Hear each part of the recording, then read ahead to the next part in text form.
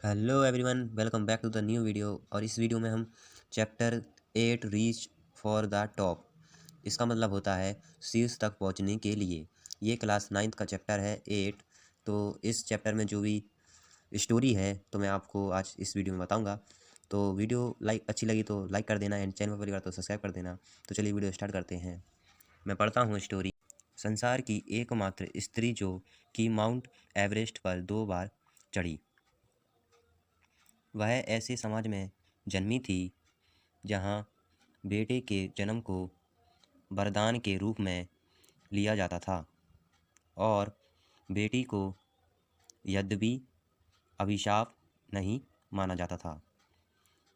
तथापि आमतौर पर उसका स्वागत नहीं होता था। जब संतोष का जन्म होने को था तो एक अंतुक पवित्र व्यक्ति साधु ने उसकी माँ को वरदान दिया, विचारते हुए कि उसे बेटी की चाह थी। लेकिन सभी को आश्चर्यचकित करते हुए आजन्मे शिशु की दादी ने, जो कि पास ही खड़ी थी, उसे बताया कि हमें बेटे की चाह नहीं है। वह पवित्र व्यक्ति अर्थात साधु भी आश्चर्यचकित हो गया, तो भी उसने उन्हें प्रार्थित वरदान दे दिया। और जैसा कि नियति में था, वरदान फलीभूत होता प्रतीत हुआ। 5 बेटों वाले परिवार में छठे शिशु के रूप में 5 भाइयों की बहन संतोष का जन्म हुआ। उसका जन्म हरियाणा के रेवाड़ी जनपद के एक छोटे से गांव जोनियाबास में हुआ। इस लड़की को संतोष नाम दिया गया, जिसका अर्थ संतोष होता है। लेकिन संतोष जीवन की परंपरागत रीति में अपने स्थान से सदा संतुष्ट नहीं थी। उसने प्रारंभ ही से जीवन को अपनी स्वयं की जीना आरंभ कर दिया था। जहां दूसरी लड़कियां परंपरागत भारतीय परिधान पहनती थी, वहीं संतोष शर्ट्स को प्राथमिक पहना करती थी। अतीत का स्मरण करते हुए वह अब कहती है, बिल्कुल शुरुआत से ही मैं दृढ़ निश्चय थी कि यदि मैंने सही तथा तर्कसंगत पथ चुना है तो मेरे आसपास के दूसरों को बदलना मुझे नहीं। संतोष के माता पिता धनी जमींदार थे, जो अपने बच्चों का अच्छे से अच्छे स्कूल में भेजा जाना वह कर सकते थे। यहाँ तक कि देश की राजधानी नई दिल्ली के, जो कि बहुत नज़दीक थी, लेकिन परिवार की प्रचलित परंपरागत के अनुसार संतोष को गांव के स्थानीय विद्यालय से काम चलाना पड़ा, अर्थात वहां जाना पड़ा। इसलिए उसने सही समस्त आने पर अपने शांत तरीके से व्यवस्था से लड़ने का फैसला किया और उचित समय तक आया जब वह 16 वर्ष की हुई। 16 वर्ष की अवस्था में उसके गांव की अधिकतर लड़कियों का विवाह हो जाया करता था। संतोष पर भी ऐसा ही करने का अपने माता पिता का दबाव था। यानी जो संतोष है वो एक लड़की थी और उसका नाम संतोष था, तो उसके जो माता पिता हैं और उनके जो गांव है उनमें जो लड़कियां रहती थी उनके जो 16 साल में ही विवाह हो जाया करता था। और संतोष के ऊपर जब उसके माता पिता उस पर दबाव बनाया करते थे कि तुम्हारी भी हम शादी कर दें। ठीक है, फिर आगे स्टोरी में क्या हुआ चलिए और बताता हूँ। इतनी जल्दी विवाह करना उसके मन में अंतिम बात थी। उसने अपने माता पिता को चेतावनी दी कि बिना जब तक मुझे उचित शिक्षा नहीं मिल जाती तब तक मैं कभी विवाह नहीं करूंगी। अपने घर छोड़ दिया तथा दिल्ली के एक स्कूल में अपना पंजीकरण करा दिया। जब उसके माता पिता ने उसकी शिक्षा का खर्च उठाने से मना कर दिया तो उसने उन्हें विनम्रतापूर्वक पार्ट टाइम काम करके धन कमाने की अपनी योजना की सूचना दी। उसके माता तब उसकी शिक्षा का तो देखिए, जब संतोष के जो उसके माता पिता हैं उसको शिक्षा जब वो पढ़ना चाहती थी तो उसकी शिक्षा खर्च उठाने से मना कर रहे थे। फिर क्या हुआ कि जब उसने सूचना दी अपने माता पिता को कि वह विनम्रतापूर्वक खुद काम करेगी, धन कमाएगी और साथ ही अपनी पढ़ाई भी करेगी।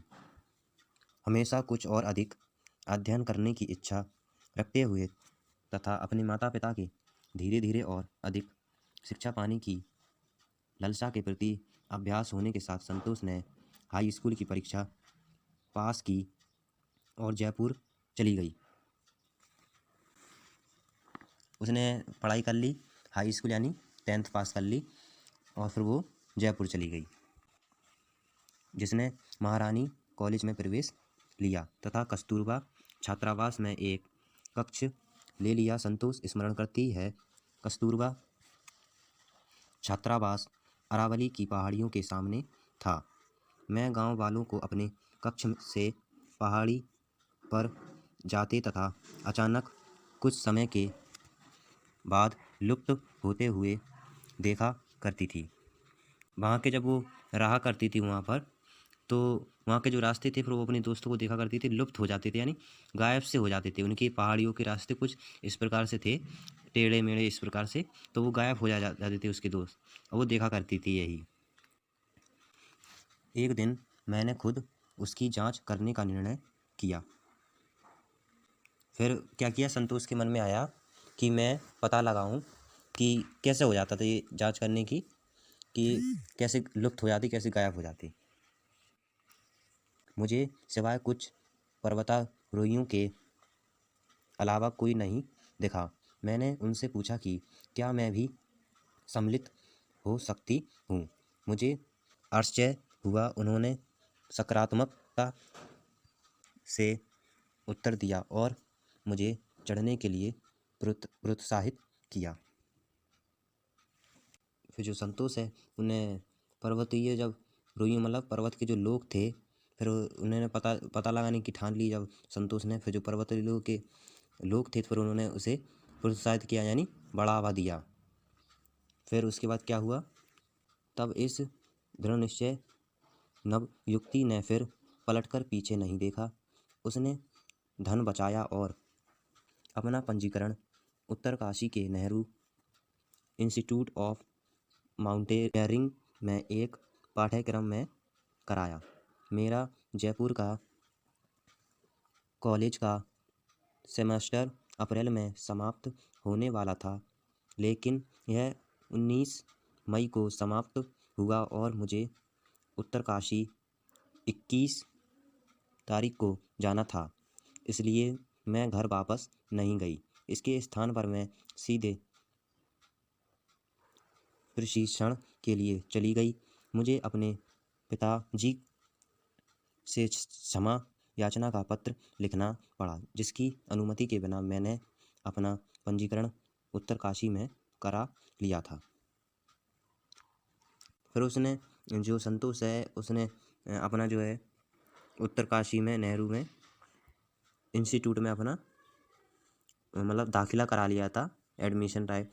अपने पिताजी से मिलने नहीं गई और ना ही अपने पिताजी से आज्ञा मांगी कि मैं इसमें पंजीकरण करा लूँ कि नहीं। फिर उसने सोचा चलो अब मैं एक पत्र लिख देती हूँ क्षमा का, तो फिर उसे अनुमति के लिए उसने अपने पिता को पत्र लिखा। इसके बाद संतोष प्रतिवर्ष एक अभियान पर गई। उसका पर्वतारोहण का कौशल तीव्रता से परिपक्व होता चला गया। उसने ठंड व कटाई के प्रति भी उल्लेखनीय प्रतिरोधक क्षमता विकसित कर ली। दृढ़ इच्छा शक्ति, शारीरिक सहनशीलता तथा आश्चर्यजनक मानसिक दृढ़ता से सुलज्जित होकर उसने स्वयं को बार बार प्रमाणित किया। इसके परिश्रम का तथा ईमानदारी का परिणाम 1992 में उसके द्वारा अरावली के पर्वतारोहियों शर्माते हुए यह पूछने के 4 वर्ष बाद आया कि क्या मैं आपके साथ आ सकती हूँ। कठिनाई से केवल 20 वर्ष की अवस्था में संतोष यादव ने माउंट एवरेस्ट पर विजय प्राप्त की तथा इस साहसिक कार्य को करने वाली संसार की पहली महिला बनी। यदि उसकी शारीरिक क्षमता व मानसिक शक्ति ने उसके वरिष्ठों को प्रभावित किया तो उसके दूसरे के प्रति चिंता भाव और उसके साथ मिलकर काम करने की चाह ने यह पर्वतारोहियों के हृदय में उसके लिए विशिष्ट स्थान बनाया। संतोष यादव है 20 वर्ष की उम्र में ही, और जो पर्वतारोहियों के हृदय में उनके लिए विशेष स्थान बन गया, वहाँ के लोगों का विशेष स्थान बन गया, यानी जगह बन गई उनके दिलों में। ये जो महिला थी जिसका नाम था संतोष यादव। सन 1992 ईस्वी के एवरेस्ट मिशन के दौरान संतोष यादव ने एक आरोही जो कि साउथ पोल पर मृतप्राय पड़ा था की विशेष देखभाल की। वह दुर्भाग्य से उसे बचाने में असफल रही, तो भी उसने मोहन सिंह नाम के दूसरों आरोही जिसके साथ भी वही हुआ होता यदि उसने संतोष ने अपनी ऑक्सीजन उसके साथ साझा ना की होती। 12 महीनों के अंदर अंदर संतोष ईडो नेपाली महिलाओं का अभियान, जिसने उसे अपने साथ आने का न्योता दिया, की सदस्य बन गई। तब उसने दूसरी बार एवरेस्ट पर विजय पाई। फिर उन्होंने क्या किया कि इंडो नेपाली महिलाओं का अभियान यानी ग्रुप बनाया। फिर वो ग्रुप बनाकर उस पर चढ़ी पर्वत पर, तो दूसरी बार उन्होंने विजय पाई। इस प्रकार एवरेस्ट पर 2 बार चढ़ने वाली एकमात्र महिला बनने का कीर्तिमान स्थापित किया। कीर्तिमान माने होता है रिकॉर्ड तोड़ दिया। और पर्वतारोहण के वर्ष वृत्तांत इतिहास में अपने तथा भारत के लिए एक अद्वितीय स्थान प्राप्त किया। उसकी उपलब्धियों के सम्मान में भारत सरकार ने राष्ट्र के एक उच्चतम सम्मान पद्म से विभूषित किया। फिर जो भारत सरकार के जो राष्ट्र के जो उन्हें एक सम्मान भी मिला। जो संतोष यादव हैं उन्होंने रिकॉर्ड तोड़ दिया 2 बार पर्वत एवरेस्ट पर चढ़ते हुए। फिर उनके जो भारत के लिए अद्वितीय स्थान प्राप्त किया, फिर उन्हें सम्मान भी मिला। जब वह सचमुच दुनिया की चोटी पर थी तो अपनी भावनाओं का वर्णन करते हुए संतोष ने कहा है, इस क्षण की महत्ता को समझाने में कुछ समय लगा। तब मैंने भारत का तिरंगा फहराया और इसे संसार की छत पर ऊंचा उठाया। यह अनुभूति अवर्णनीय है। भारतीय ध्वज संसार की चोटी पर लहरा रहा था। यह वस्तुत अलौकिक क्षण था। मुझे भारतीय होने पर गर्व हुआ। यानी जब जो वो उधर चढ़ गई थी तो उन्होंने झंडा फहराया अपने भारत का, और उन्हें गर्व हुआ था एक भारतीय महिला होने का। साथ ही साथ एक उत्साही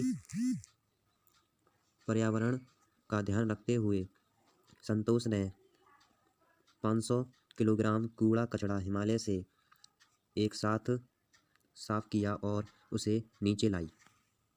और साथ ही साथ उन्होंने एक और अच्छा काम किया कि वहाँ पर पर्यावरण का जो स्वच्छ का वो अभियान चल रहा है अभी के टाइम में, तो उन्होंने क्या किया कि जहाँ पर जितना 500 किलोग्राम वहाँ पर बहुत सारा कचरा हुआ था, तो उन्होंने हिमालय से नीचे लाई कचड़े को। तो ये इस लेसन का पार्ट 1 है, क्लास 9th इंग्लिश का लेसन है 8 रीच फॉर द टॉप। इसके जो राइटर हैं वो, जिसकी जो स्टोरी है वही इसके राइटर हैं, और राइटर का नाम है संतोष यादव। इसके पार्ट 2 में वीडियो आएगी, उसके लिए आपको चैनल को करना होगा सब्सक्राइब और press the all bell icon, जिससे आपको नोटिफिकेशन सबसे पहले मिल जाए। तो चलिए अब वीडियो को एंड करते हैं, मिलते हैं नेक्स्ट वीडियो में।